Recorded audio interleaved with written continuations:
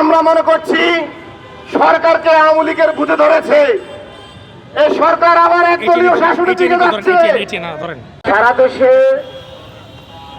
বিরোধী দলের উপরে দমন পীড়ন, নিপীড়ন, নির্যাতন সহ সারা দেশে দ্রব্যমূল্যের ঊর্ধ্বগতি, জ্বালানি সংকট এবং গ্যাস সংকটে জনগণের আজ নাভিশ্বাস অবস্থা।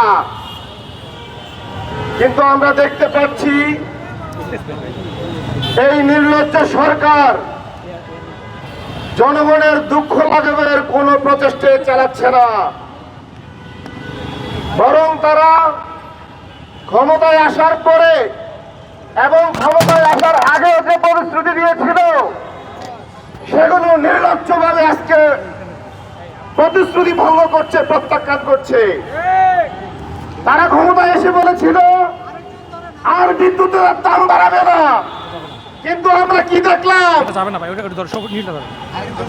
এই সরকার ক্ষমতায় আসার পরে তিনবার বিদ্যুতের দাম বাড়িয়েছে।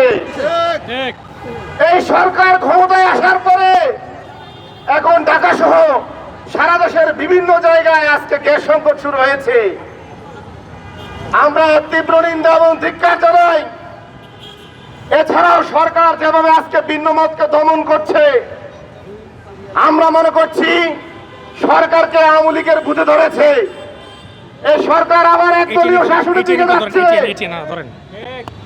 আমরা বর্তমান প্রধানমন্ত্রী তারেক রহমান সাহেবকে বলতে চাই, আপনি যদি শেখ মুজিবের মতো বাকশাল কায়েম করতে চান, শেখ হাসিনার মতো একদলীয় ফ্যাসিজম কায়েম করতে চান, তাহলে আপনাকে ঘোষণা দিতে হবে যে বাংলাদেশে বিরোধী দল রাজনীতি করতে পারবে না, শুধু একটি মাত্র দল রাজনীতি করতে পারবে।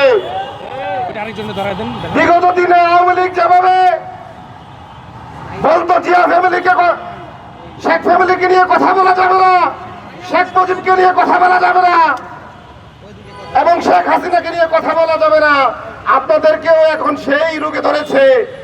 আজকে বলছেন তারেক রহমানকে নিয়ে কথা বলা যাবে না, জাইমুর রহমানকে নিয়ে কথা বলা যাবে না, খালেদা জিয়া নিয়ে কথা বলা যাবে না, জিয়াউর রহমানকে নিয়ে কথা বলা যাবে না।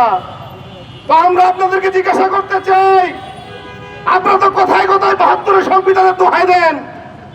সেই ৭২ সংবিধানের ৩৯ অনুচ্ছেদে যে মত প্রকাশের স্বাধীনতা দেওয়া আছে, তাহলে আজকে এনসিপি কে কেন মত প্রকাশের স্বাধীনতা দেওয়া হচ্ছে না? তাহলে ৭২ সংবিধানের যে ৩৭ অনুচ্ছেদে সভা সমাবেশ করার অধিকার দেওয়া আছে, তাহলে আজকে এনসিপির সমাবেশে কেন প্রকাশ্যে হামলা করা হচ্ছে? আপনাদের এই ৭২ সংবিধান ভোগাবাদী সংবিধান, তা আপনারাই প্রমাণ করেছেন। আমরা বিএনপিকে বলবো, খবরদার আওয়ামী লীগের রাস্তায় যাবেন না। এই রাস্তায় গেলে আপনারা আওয়ামী লীগের মতো বিলীন হয়ে যাবেন।